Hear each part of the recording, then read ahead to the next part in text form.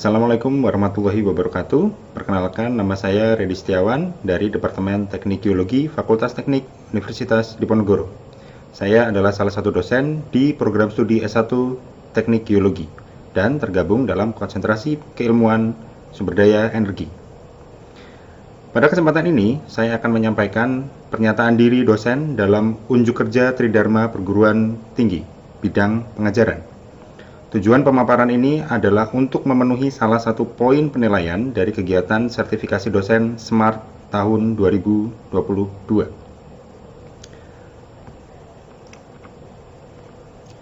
Outline pemaparan diri dosen dalam unjuk kerja Tridharma Perguruan Tinggi di bidang pengajaran adalah sebagai berikut.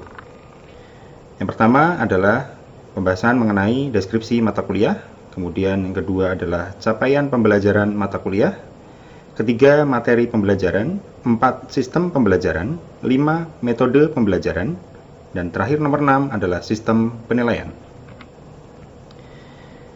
Mata kuliah yang akan saya jabarkan pada pemaparan kali ini adalah mata kuliah Geologi Minyak dan Gas Bumi dengan kode mata kuliah TGL 21361.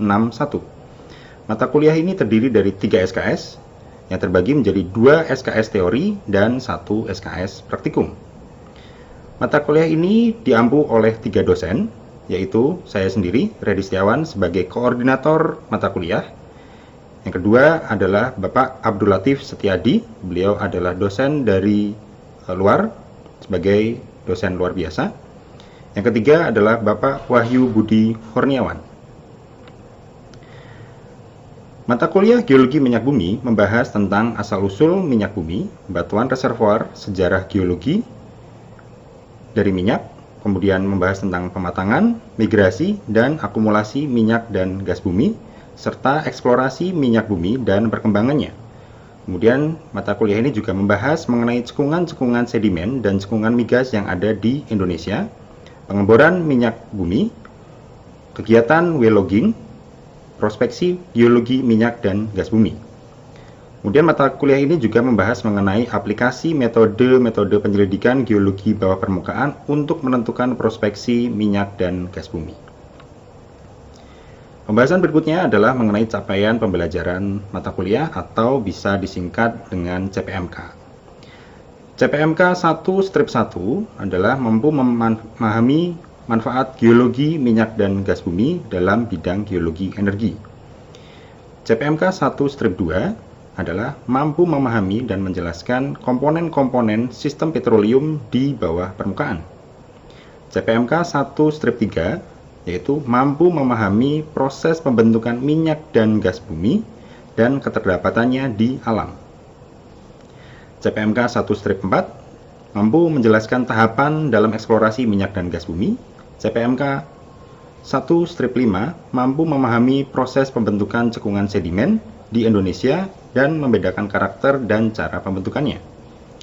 CPMK 2/1 yaitu mampu mengidentifikasi masalah dalam kegiatan eksplorasi minyak dan gas bumi. CPMK 3/1 mampu memahami tugas dan fungsi ahli geologi di dunia perminyakan.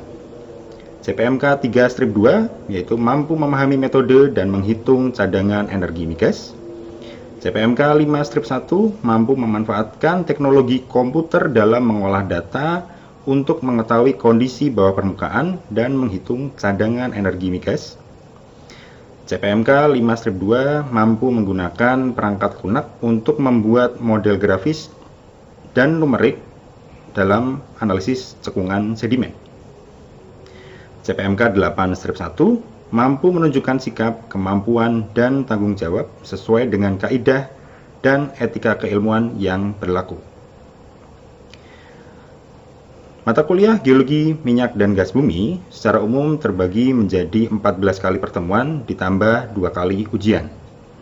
Pertemuan pertama adalah tentang pendahuluan, kontrak kuliah, pengertian, dan ruang lingkup. Pertemuan kedua membahas mengenai asal minyak dan gas bumi. Pertemuan ketiga membahas mengenai komponen hidrokarbon. Pertemuan keempat membahas keterdapatan dan penyebaran minyak bumi di alam.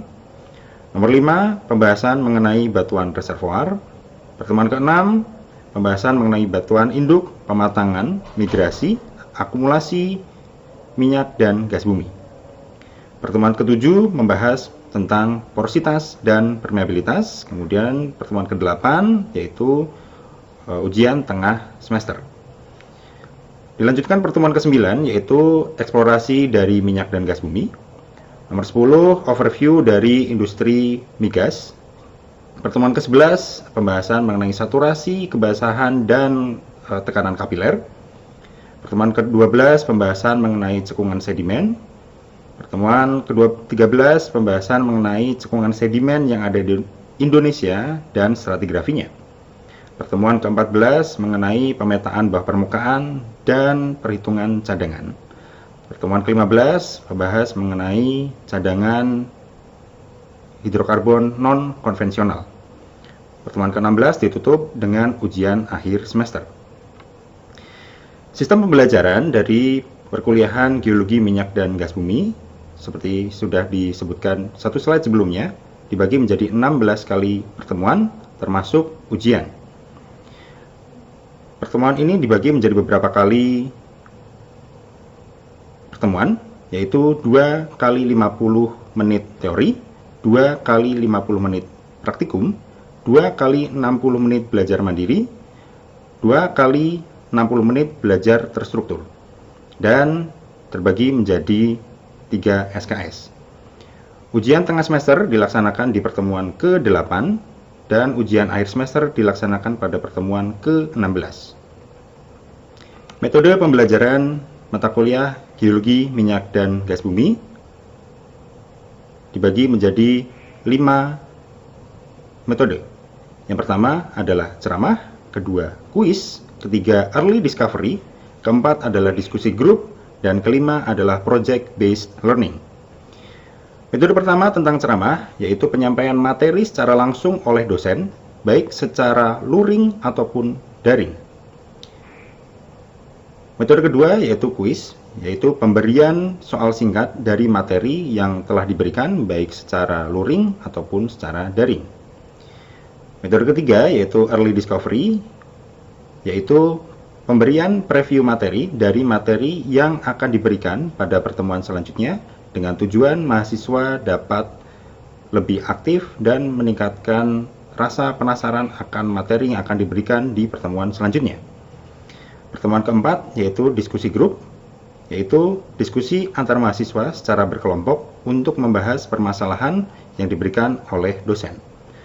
Metode terakhir yaitu project based learning, yaitu mahasiswa menyelesaikan analisis secara mandiri menggunakan data real world dari beberapa perusahaan migas untuk melatih kecakapan dalam interpretasi data minyak dan gas bumi.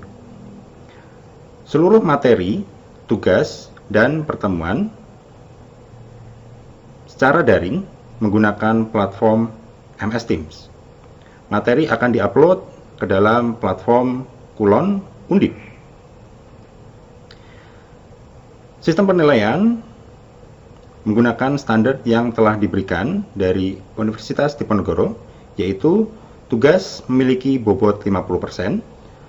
Adapun di dalamnya masih terbagi menjadi beberapa komponen, yaitu kuis sebesar 30%, tugas 30%, dan praktikum 40%. Untuk ujian, baik ujian tengah semester dan ujian akhir semester terbagi menjadi 25% untuk masing-masing ujian. Kategorisasi nilai juga mengikuti standar yang telah diberikan oleh Universitas Diponegoro, yaitu untuk mendapatkan nilai A, mahasiswa harus memiliki nilai dengan rentang antara 80 sampai 100, kemudian nilai B antara 70 sampai 79,9, nilai C antara 60 sampai 69,9, nilai D memiliki nilai 51 sampai 59,9, dan nilai E dengan rentang 0 sampai 50,9.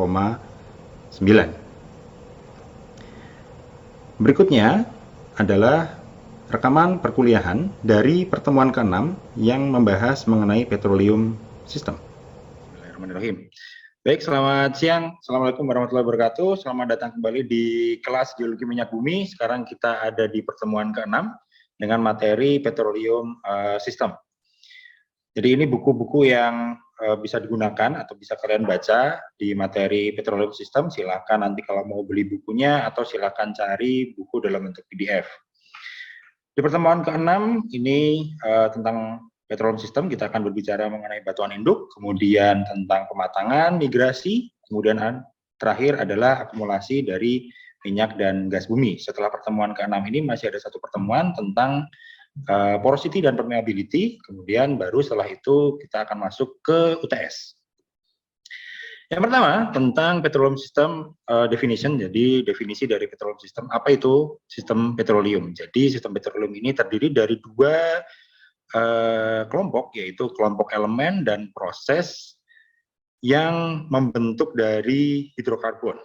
Ya, untuk elemen dibagi menjadi beberapa jenis, ada beberapa komponen, yaitu batuan induk atau kita punya yang namanya source rock. Coba saya pakai pointer dulu. Kemudian yang kedua adalah rute migrasi atau jalur migrasi. Kemudian yang ketiga kita punya batuan reservoir.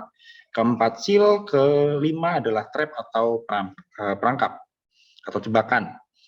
Kemudian yang kedua kita punya yang namanya proses dari sistem petroleum. Jadi jangan sampai tertukar nanti antara elemen dari sistem petroleum dan juga proses dari sistem petroleum.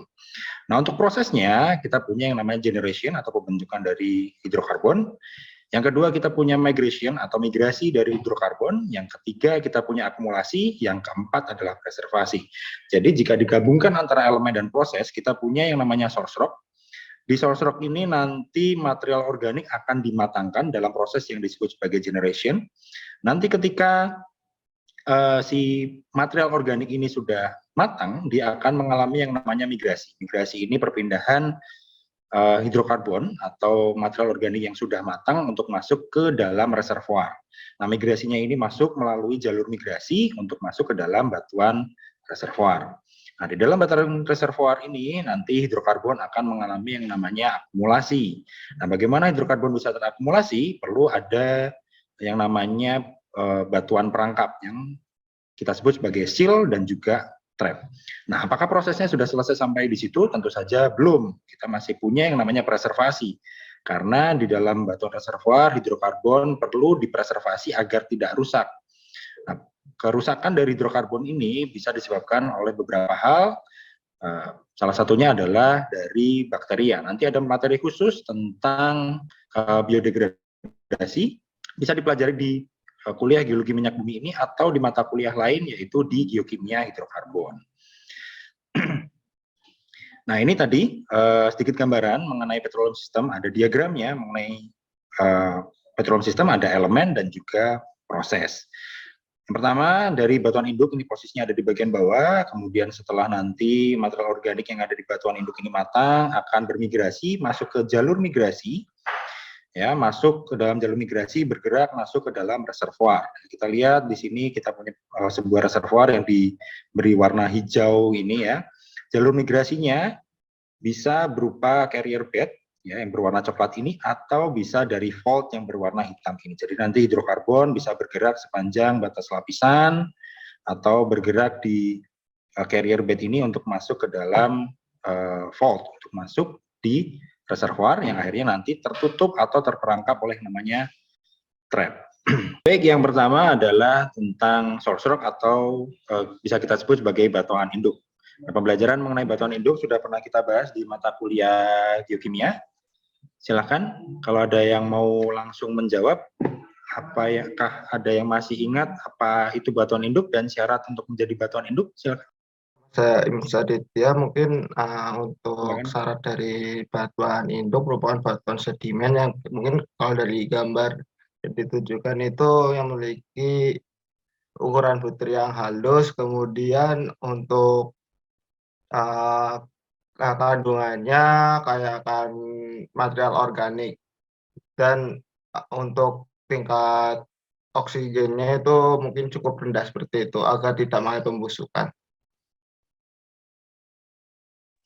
Oke, baik. Jadi betul sekali syarat untuk menjadi batuan induk itu adalah material yang memiliki ukuran sangat halus, ya, yang laminasi tipis-tipis dan kaya akan material organik seperti yang bisa kalian lihat di gambar sebelah kanan ini ya. Ini adalah material yang berukuran halus yang kaya akan material organik. Kemudian kadar oksigennya juga harus rendah agar bakteri tidak bisa hidup di situ, jadi tidak mengganggu si material organik. Kemudian syarat yang ketiga adalah material sedimen yang berisi material organik yang nantinya akan menjadi batuan induk harus diendapkan pada energi pengendapan yang rendah seperti danau, kemudian rawa, delta, lagun, atau di laut dalam. Ya. Kemudian untuk melakukan analisis batuan induk, kita memiliki beberapa kriteria yang perlu dilakukan dalam analisis geokimia. Yang pertama adalah mengenai kuantitas. Kuantitas ini berbicara mengenai seberapa banyak material organik yang harus ada di dalam batuan sedimen yang ada di batuan induk. Nah, nanti digambarkan sebagai total organik karbon.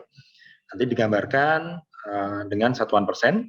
Kemudian yang kedua adalah kualitas. Kualitas ini menunjukkan nanti material organiknya akan menjadi hidrokarbon apa? Apakah akan menjadi oil, ya, apakah akan menjadi gas, atau campuran dari keduanya.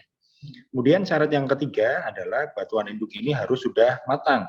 Kenapa harus matang? Karena ketika batuan induk ini sudah matang, maka material organik ini akan berubah menjadi hidrokarbon. Ada beberapa analisis yang bisa dilakukan. Yang pertama adalah menggunakan analisis yang kita sebut sebagai Vitrinate Reflectance atau TAI, atau kita sebut sebagai Thermal Alteration Index. Kemudian ada SCI atau Spore Color Index, atau juga ada yang namanya Tmax. Nah, ini adalah analisis yang umum dilakukan di analisis geokimia, kita sebut sebagai rock eval pyrolysis. Ini adalah analisis pertama yang dilakukan pada saat melakukan analisis geokimia. Ya, nanti ada beberapa komponen yang bisa kita lihat di sini, ada S1, ada puncakan S2, ada puncakan S3. Puncakan S1 ini nanti menunjukkan total hidrokarbon bebas. Kemudian puncak S2 menunjukkan sisa kerogen atau mungkin hidrokarbon yang ada di dalam batuan induk.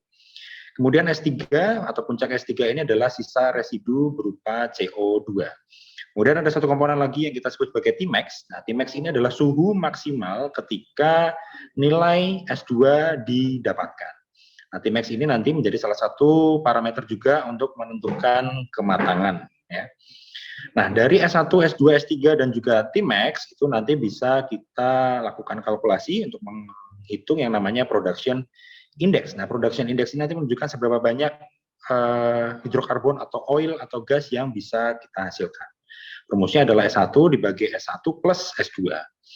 Kemudian ada hidrogen index. Hidrogen index ini kita dapatkan dengan mengkalkulasikan S2 dibagi TOC. Nah, TOC ini juga salah satu komponen yang bisa didapatkan dari analisis rock eval pyrolysis. Nanti dari S2 dibagi TOC dikali 100%. Kemudian ada yang namanya oksigen index. Oksigen index ini menggunakan S3 dibagi TOC dikali 100%. Nah, untuk menentukan tipe kerogen, kita melakukan analisis ya tadi dari perhitungan HI, hidrogen index, dan juga oksigen index. Kemudian kita plot ke dalam diagram Van Crevelen. Nah, dari diagram Van Crevelen ini nanti bisa kita tentukan tipe kerogennya, apakah dia masuk ke dalam kerogen tipe 1 di sebelah sini, ya, di sebelah kiri ini, atau kerogen tipe 2, kemudian kerogen tipe 3, atau kerogen tipe 4. Kemudian yang terakhir adalah mengenai kematangan. Nah, kematangan ini bisa kita dapatkan dari analisis Tmax. Nah, analisis Tmax ini nanti juga bergantung kepada tipe kerogennya. Apakah dia masuk tipe kerogen tipe 3, tipe 2, tipe 2S, ataupun tipe 1. Nah, kerogen tipe 3 ini bisa kita sebut sebagai gas prone, tipe 2 ini oil and gas prone, nomor 1 atau kerogen tipe 1 bisa kita sebut sebagai oil prone. Oil prone artinya si batuan induk ini bisa menghasilkan oil. Tipe 2 akan menghasilkan campuran antara oil dan gas. Kerogen tipe 3 cenderung akan menghasilkan gas. Nah, bisa dilihat di sebelah kiri ini adalah angka kematangan, ya 430 dan juga 465. Artinya oil atau minyak bumi akan terbentuk pada suhu 430 sampai 465 derajat. Kemudian masuk petroleum sistem bagian kedua adalah migrasi. Ya. Secara umum kita mengenal dua jenis migrasi. Ya, yang pertama adalah migrasi primer, yang kedua adalah migrasi sekunder. Apa bedanya? Migrasi primer ini adalah migrasi hidrokarbon keluar dari source rock untuk menuju ke carrier bed. Jadi pergerakannya masih dari batuan induk untuk masuk ke dalam carrier bed. Jadi masih di dalam batuan induk itu sendiri. Kemudian yang kedua, kita punya migrasi sekunder, yaitu pergerakan hidrokarbon bergerak sepanjang carrier bed untuk masuk ke dalam reservoir. Ya. Nah, selain migrasi primer dan juga migrasi sekunder, kita mengenal yang namanya migrasi tersier atau tertiary migration. Artinya di sini ya, hidrokarbon yang ada di dalam reservoir bocor ke permukaan karena satu dan lain hal. Bisa karena tekanan hidrostatis yang ada di reservoir ini terlalu tinggi, atau tiba-tiba ada fault yang muncul di sini dari rekahan. Jadi hidrokarbon ini nanti akan muncul ke permukaan yang kita kenal sebagai rembesan minyak ataupun rembesan gas. Nah, ini adalah salah satu gambar jalur migrasi yang bisa kita dapatkan dari pemodelan cekungan.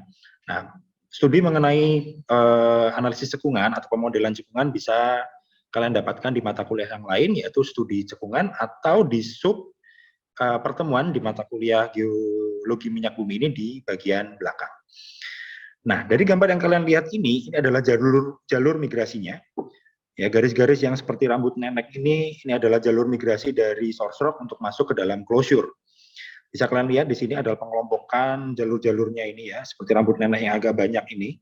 Jadi bisa kita perkirakan di sebelah kiri bawah ini adalah batuan induknya. Sedangkan bulatan-bulatan ini adalah tempat terakumulasi hidrokarbon ya, yang mungkin bisa kita sebut sebagai closure. Nah, kalau kalian lihat di sini ada pergerakan lanjutan, artinya di sini ada reservoir-reservoir yang lebih dangkal ya dibandingkan di sebelah kiri ini. Jadi bisa kalian lihat dari garis konturnya di sini di kedalaman 2.800 feet, kemudian bergerak menjadi ke posisi yang lebih dangkal di kedalaman 2.400, 2.200 sampai ke posisi yang paling dangkal di 2.000 feet. Jadi di sini mungkin adalah closure terakhir dari jalur migrasi hidrokarbonnya. Nah, ini adalah model pengisian dari hidrokarbon ke dalam reservoir. Jadi di trap pertama ini terisi, kemudian jika sudah penuh dia akan spill atau bocor masuk ke trap yang kedua, kemudian masuk ke trap ketiga sampai akhirnya masuk ke posisi yang keempat. Jadi pada saat nanti kalian melakukan eksplorasi, mungkin bisa kalian dapatkan di bagian paling atas ini adalah ketemu gas, ya, kemudian di bawahnya bisa ketemu oil, kemudian di trap yang paling bawah ini mungkin kalian hanya akan ketemu air saja. Kemudian bagian ketiga dari petroleum system adalah trap atau perangkap. Ya, secara umum kita mengenal beberapa jenis traps atau perangkap. Yang pertama adalah structural trap, yang kedua adalah stratigraphic trap. Kita punya stratigraphic trap atau jenis kedua dari sebuah perangkap hidrokarbon. Ya, di stratigraphic trap ini umumnya berasosiasi dengan ketidakselarasan. Jadi misalkan di sini kita lihat kita punya batuan yang non permeable ya di bagian yang berwarna coklat ini dan juga bagian atas dan juga di bagian bawah, sedangkan lapisan yang permeable akan menyimpan fluida. Urutan dari atas sama, kita punya gas, kita punya oil, dan juga kita punya air di bagian paling bawah. Nah, ini salah satu contoh dari struktural trap. Ada beberapa jenis struktur yang bisa ditemukan dan bisa dilihat di bawah permukaan menggunakan salah satu tools yang cukup baik, yaitu menggunakan seismik. Jadi nanti hidrokarbon akan terperangkap di bagian bawah dari faultnya ini ya. Bisa kalian lihat dari yang berwarna hitam di sini, ada berwarna hitam di sini, dan di sini. Kemudian ada juga yang berbentuk detached normal fault, ada juga yang berbentuk salt dome. Kemudian jenis yang kedua, kita punya stratigraphic trap. Umumnya berhubungan dengan perubahan fasies ya di sini. Bisa hubungannya dengan pembentukan reef, bisa adanya perubahan fasies berbentuk depositional pinch out, atau bisa berbentuk aeolian dune atau submarine fan lobe. Biasanya yang menjadi pemerangkap hidrokarbon atau tempat terakumulasinya hidrokarbon atau menjadi reservoir ini adalah batuan yang memiliki porositas dan permeabilitas cukup tinggi, sedangkan pemerangkap hidrokarbonnya yang di bagian atasnya yang di sebelah sini atau sebelah ini Ini adalah batuan yang memiliki porositas dan permeabilitas yang jauh lebih rendah dibandingkan batuan yang berperan sebagai reservoir. Kemudian bagian terakhir adalah preservasi. Ini adalah bagian yang cukup kritis dan cukup penting dari pemerangkapan hidrokarbon, karena tanpa preservasi, hidrokarbon akan bocor kemana-mana dan tidak akan terbentuk yang namanya reservoir. Nah, studi mengenai preservasi ini kita sebut sebagai alterasi hidrokarbon. Ini banyak dibahas di geokimia hidrokarbon, nanti akan membahas mengenai alterasi hidrokarbon. Di dalamnya nanti kita akan membahas mengenai biodegradasi, yaitu rusaknya hidrokarbon karena adanya bakteri yang tinggal atau hidup di dalam reservoir. Kemudian ada yang namanya gas deasphalting, kemudian ada phase separation. Phase separation ini adalah pemisahan komponen yang berat dan komponen yang ringan, jadi pemisahan hidrokarbon dari fase berat ke ringan. Kemudian adanya water washing. Water washing ini biasanya dipengaruhi oleh air meteorik. Kemudian ada gravity segregation, biasanya terjadi karena adanya perubahan spesifik gravity dari reservoir. Kemudian ada secondary thermal cracking. Nah, alterasi hidrokarbon yang ada di dalam reservoir ini nanti mempengaruhi kualitas dari hidrokarbon yang ada di dalam reservoir. Makin banyak terpengaruh dengan komponen-komponen ini, maka kualitas dari hidrokarbon akan semakin turun. Jika tidak ada pengaruh dari alterasi hidrokarbon ini, maka kualitas dari hidrokarbon akan lebih tinggi. Nah, kualitas ini nanti akan berhubungan dengan nilai atau harga dari hidrokarbon. Oke, mungkin itu dari saya. Jangan lupa makan buah dan sayur yang banyak demi kesehatan kalian. Silakan kalau ada yang bertanya. Apakah ada yang ingin ditanyakan?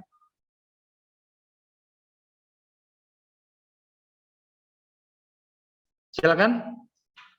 Cesa, kalau ada yang mau ditanyakan. Baik, terima kasih atas waktunya, Pak Redi. Mungkin saya ingin bertanya untuk salah satu tadi bagian dari trap ya, Mas, sama seal gitu, Pak. Untuk trap sama seal itu apakah ada ketentuan khusus agar hidrokarbon itu bisa lebih sempurna terjebak, dan karena rawan sekali kalau seperti yang saya jumpai beberapa di lapangan itu seperti banyak kebocoran gitu. Apakah dari faktor trap dan seal itu juga mempengaruhi seperti itu? Terima kasih, Pak.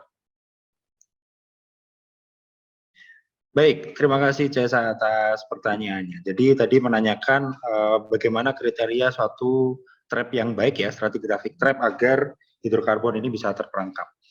Jadi seperti yang sudah dijelaskan sebelumnya, untuk menjadi sebuah trap yang baik itu harus memiliki porositas dan permeabilitas yang jauh lebih kecil dibandingkan dengan si batuan yang akan berperan sebagai reservoir. Kenapa harus memiliki porositas dan permeabilitas yang jauh lebih rendah? Harapannya adalah ketika hidrokarbon ini masuk ke dalam reservoir, dia tidak bisa bocor kemana-mana karena porositas batuan yang ada di atasnya atau di sekeliling dari reservoir itu, dia lebih kecil. Jadi hidrokarbon atau fluida dalam bentuk apapun tidak bisa lolos atau tembus melewati si trap ini. Nah, selain porositas dan permeabilitas, nanti ada hubungannya juga dengan densitas dari batuan trap yang ada di atasnya, karena nanti berhubungan dengan integritas dari trap. Ketika integritas dari trap ini dia sudah rusak, dalam artian mungkin bisa disebabkan karena tekanan hidrostatis dari hidrokarbon yang ada di bawahnya terlalu tinggi, dia bisa bocor. Jadi kontrolnya ya hanya kontrol alam saja sebenarnya. Mungkin itu, Cesa. Baik, Mas. Terima kasih sudah menjawab. Apakah ada lagi yang ingin ditanyakan? Terima kasih, Cesa. Saya cek dulu. Oke, kalau tidak ada, mungkin pertemuan hari ini bisa saya cukupkan. Terima kasih atas kehadirannya. Jangan lupa scan QR Code untuk daftar hadir. Kemudian minggu ini ada kuis. Silahkan buka di Teams. Terima kasih, selamat siang. Wassalamualaikum warahmatullahi wabarakatuh.